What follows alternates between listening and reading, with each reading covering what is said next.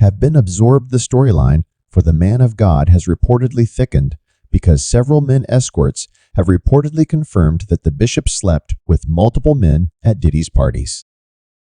Additionally, it has been reported that a young man has hired an attorney to represent him as he prepares to sue the bishop for an incident that occurred when he was just 16 years old. Have you ever been swallowed up? Have you gone through a time of swallowing when everything was overwhelming and you girl all will be the end of me with all these memes and videos? You can believe anything you want about the bishop saga, but since it all came to light, there have been a ton of other allegations made about him. For example, a well-known church blogger recently claimed that the bishop's security guard had once shown him pictures of the bishop wearing a thong. The peach cobbler was contacted. I was contacted by a gentleman named Tyrone, who works on the security team for Jake at the Potter's house. Tyrone said that he had a couple of pictures of the bishop in a thong. In addition, a former church member stated in a podcast that the scandal is worse than we can imagine, and that she is not concerned about being sued about her comments about the bishop being on the DL girl. He also had a picture of Jake in a song with a peach cobbler that he had made. Jake's had also given him a motorcycle. Additionally, Tough News received an exclusive report claiming that a pastor has said that the bishop is lying and that he has tangible receipts from Diddy's parties that were sent to him. The documents include pictures of the bishop being exposed. Take a compromise stance with Ed and win this one. Forerunner, a message about grooms and young men being say in churches, was also released by Manasseh Jordan, a former mentee of the bishop. She said that if you refuse to allow them to become intimate, they will drop you and treat you like a nobody, abandoning the young man or woman. But based on my personal experience, I can only speak from the perspective of a young man who was abandoned by you, so you know what the bishop still has to say about all these accusations that just keep coming up. I didn't come to convince you or anybody else, because I know who I am. You can think whatever you want. I didn't come to do my job. I came to prophesy as I was commanded. I came to hear the master say, "Well done, good and faithful servant." Yes, he essentially stated that he would not deal with a lie.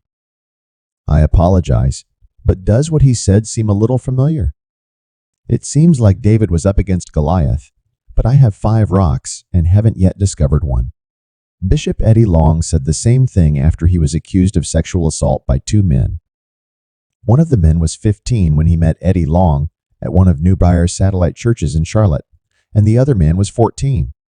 Both men claimed to have found a father figure in Eddie, and they both claimed to have been 17 when the advances started. Eddie Long's case is currently unknown. 2011 saw the financial settlement made following the allegations of a 5th complainant. Bishop Eddie had refuted the allegations in his sermons, but back to the topic at hand, he made headlines when sources claimed the preacher attended Diddy-hosted parties. Reports also surfaced that Cassie had turned over evidence to the FBI incriminating Diddy a month after filing a lawsuit against him, accusing him of sexual assault and other offenses during their 10-year relationship. Although the civil suit against Diddy had already been settled, the allegation persisted that she had turned over additional evidence to the FBI, including tapes of Diddy's parties and Kim Porter's burner phone. This is where the bishop gets involved in the conversation.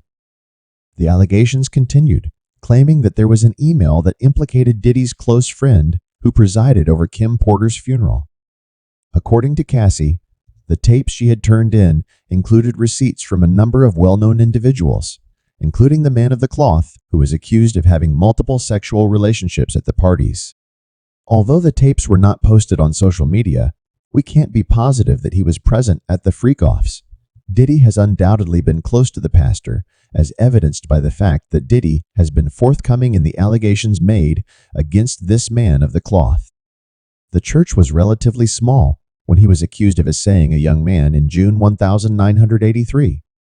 When the man threatened to tell his story, he was allegedly found dead. Yikes. We also know what was going on at the freak-offs and parties he organized for years.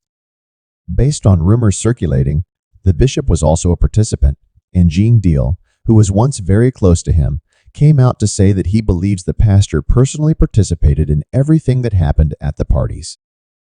I see him as a saint, attending a non-existent party, but I also see drinking and possibly fornication, man on man, woman on woman, he on she, but perhaps he had to lay hands on someone to save a soul child.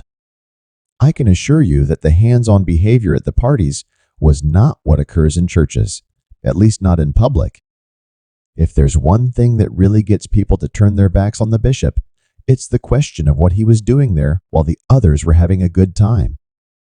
The bishop has stated emphatically that the claims that he took advantage of young men attending Diddy's parties are untrue.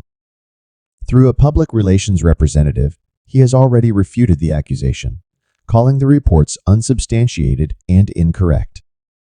The statement also stated that the bishop, unfazed by erroneous, perverted, uneducated, and conspiratorial claims, would continue to be dedicated to bringing about significant change for millions of people worldwide. He was also led by the timeless values of ministry and compassion service. A few days later, as he stood at the altar, he essentially said that all the accusations made against him of being a power bottom were false. You may all log out if you're expecting me to address a falsehood. I won't use this holy day and this holy pee-hole to do so. When the time comes for me to preach, I will stand erect, head held high, and declare the pure, infallible word of God.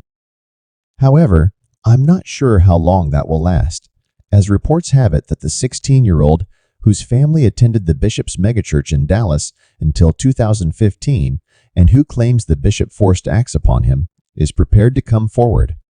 It is said that the bishop paid the family to keep the incident quiet, but now that he is an adult, he plans to seek justice on his own. Additionally, something that has emerged in all of these accusations against the bishop is that it was prophesied a year ago. I'm not sure if you've all seen the 2022 prophecy by the Master's Voice and Time Prophecy blog, but it's pretty terrifying and accurate. Imagine yourself sitting there, and a man has taken an oath to an entity with a breast and a tail that sits beneath the sea on a throne with a crown on her head, the queen of her coast and her little dace. Your pastor serves that thing and then stands in front of you and preaches a word of seduction. This entity has taken the souls of the members in covenant and can turn them over at any time to fulfill his obligations. Beneath the sea. Now, the prophetess claimed that in 2019 she had received a revelation about the bishop, but that at the time she had been instructed not to mention his name. It seems that God was giving the bishop some time, but evidently he continued with his behavior because in 2022 the directive was to mention his name. In the 2022 video, the woman said that the bishop is a PE who has done the most heinous things, including cheating on his wife, showing no concern for women, and basically being attracted to men. She also claimed that every Shannon again would surface, and the bishop will attempt to use his position to suppress evidence in court cases. The prophecy continues by stating that the bishop will fight in court, against the press, against his accusers, and in vain to suppress evidence in a court of law. Ultimately, though, he will fail in his efforts to do so because he will die battling scandals to preserve his reputation. Although I'm not very knowledgeable about prophecies, the information provided is rather accurate. Since the start of this drama, the entire family has also come under fire because they are a nasty bunch. For example, the bishop's son was arrested in 2009 after he exposed himself in K Park in Dallas and behaved well in front of two people who turned out to be undercover police. The eldest daughter's husband was also accused of abusing their adopted daughter last year. There have also been reports of the daughter stealing children. First, there was a girl who was allegedly given to her by a friend, and then there was another child, and the biological mother was said to have been crying for her baby back. The bishop's daughter recorded the sessions and volunteered to be the bio-mom's counselor, and used that to argue in court that the mother is mentally ill. This is crazy, people. Michelle Loud, the biological mother of her son, came forward and said that Cora had taken her child away. She also revealed that she had gone through a difficult breakup shortly before giving birth and was suffering from postpartum depression. Michelle went to the church to seek support, and there she met Cora. Michelle claimed that Cora took advantage of her depression to obtain custody of her son, which she revealed in the distressing video.